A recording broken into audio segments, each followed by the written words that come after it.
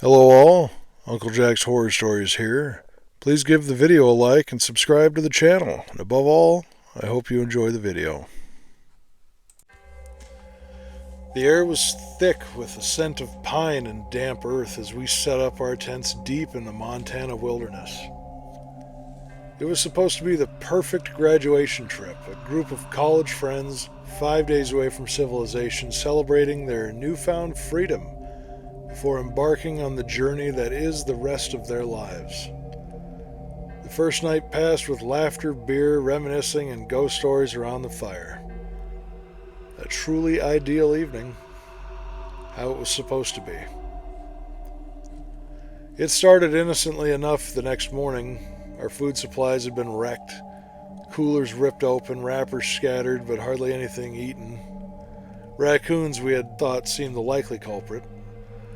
Later in the afternoon, Mike and Claire, the couple of the group, tried sneaking off to go on a hike, only to find a deer carcass near the stream. Its flesh was torn with deep gouges, bones crushed with an unnatural force. They ran back to the camp unsettled but convincing themselves it was a wolf or a mountain lion. I had a chance to overhear the conversation between Mike and Paul. Had to have been a mountain lion. Had to have been. Makes sense, yeah, they've been seen in this area for a while. It's weird though, no tracks, and it didn't seem like anything was eaten. It was just shredded, pulverized. Probably scared it off before it had a chance to chow down, I'd imagine. Yeah, maybe.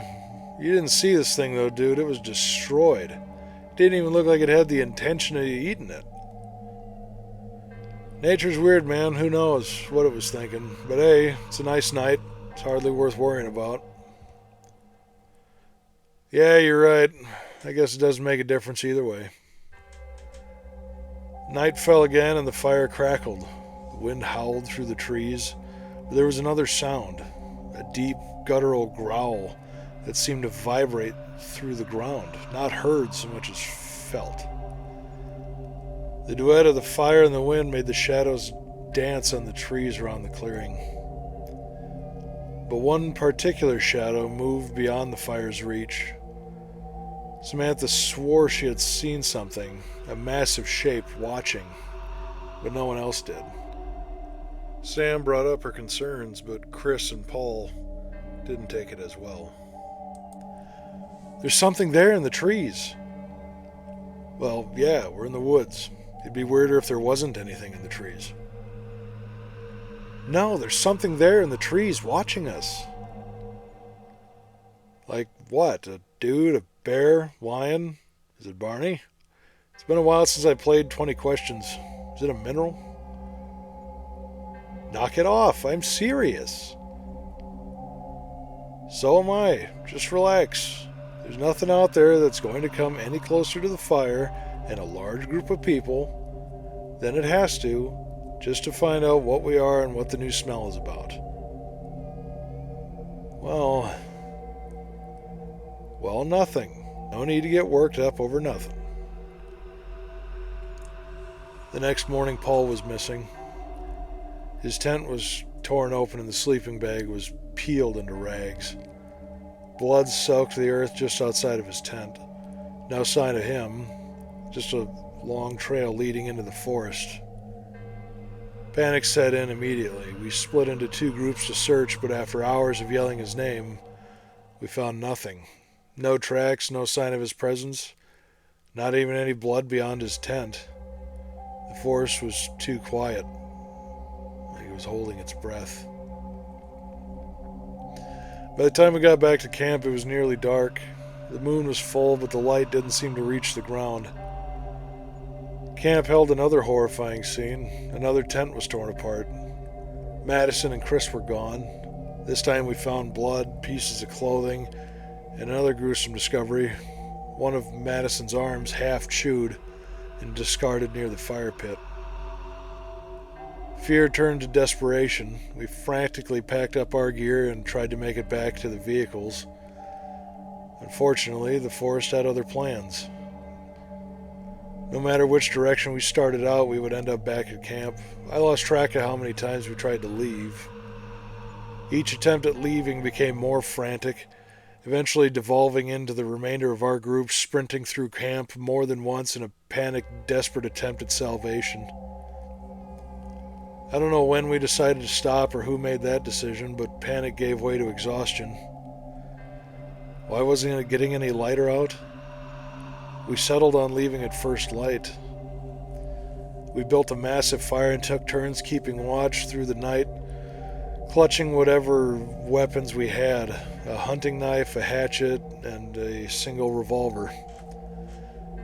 But the night just wouldn't end. The moon stuck stubbornly in what seemed to be the same position it had been in since we first returned to camp. The battle between panicked hypervigilance and exhaustion was a battle of attrition, but when the adrenaline wore off, exhaustion won, and in that seemingly endless night the beast came again. This time it took Olivia and Tyler. Their screams shattered the night silence, echoing through the trees, only to be cut off abruptly. The remaining four of us huddled in terror, gripping each other as the forest fell silence once more. We ran at dawn, no clear direction, just away. That deep, dark, oppressive, endless night finally gave way to a morning that leaked over the horizon. The trees seemed endless, the terrain unfamiliar. Then we saw it, a cave, yawning open like a black mouth in the hillside. And near its entrance, bones. Hundreds of them, some animal, some not. A deep rumble echoed from the cave, and out of the inky black darkness it emerged. The bear looked ancient, its fur matted with dirt and dried blood. Its eyes were hollow pits of blackness. Its mouth lined with jagged yellow teeth. It moved with an unnatural grace for something so massive. Towering over us like a god of death, this beast that time had forgotten, a relic of something older and hungrier. Two more of us fell before they could even scream. A claw swipe sent Jason's body into the rocks, his skull cracking like an egg. The bear moved too fast for something that big. It was playing with us. Mark and I, being all that remained, ran until our lungs burned, a desperate and grueling scramble for survival through dense woods, stumbling over exposed roots, getting scratched by bushes and branches. We thought we had lost it. The woods were eerily still, almost oppressive, like the trees were merely unwilling and uncaring witnesses to our own personal nightmare. And then Mark turned to me, and I saw the horror stretch his face into a grotesque mask. We had not lost the bear. I heard the crunch before I saw his body go limp. The beast's jaws clamped around his torso. I ran, mustering every bit of energy I had left, along with a living being's instinct to survive, sprinting blindly through the underbrush. The scent of blood thickened my nose. I thought I was gaining distance. I thought I could make it. And then I tripped, falling hard against the forest floor as I turned over. I saw the massive shadow looming over me. The last thing I remember seeing was the bear's gaping maw descending towards me, a black bottomless pit swallowing me whole. I woke up in a hospital bed, the soft, warm sun working its way through the window to gently caress my cheek and bring me into the waking world. I turned to see a nurse working on something on my IV stand. Where am I?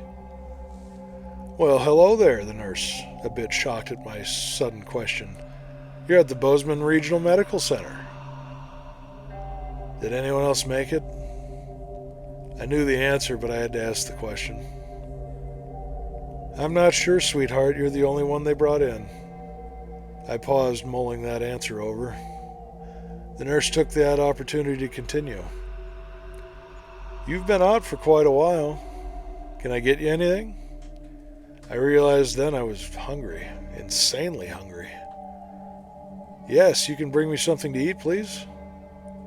Absolutely, I'll be right back with breakfast. Breakfast didn't go nearly how I thought it should have. The standard hospital fare of yogurt, mixed fruit, a bagel, a sausage patty, and a coffee I could see through. I ate it down like someone was trying to take it from me. Most of all, that came right back as soon as I ate it. A thick black slurry in the hospital bathroom toilet. The only thing that stayed down was the sausage patty. I figured this development would be best kept to myself. So here I sit now in my drab little apartment, months out from our supposedly idyllic camping trip. Still can't eat. I made it for a while by eating a strictly meat diet, which was easy enough to explain away to my friends as a carnivore diet, but that only made sense for a while. The hunger just never subsides. I got fired from my job a few weeks ago because they caught me shoveling raw steak down my throat.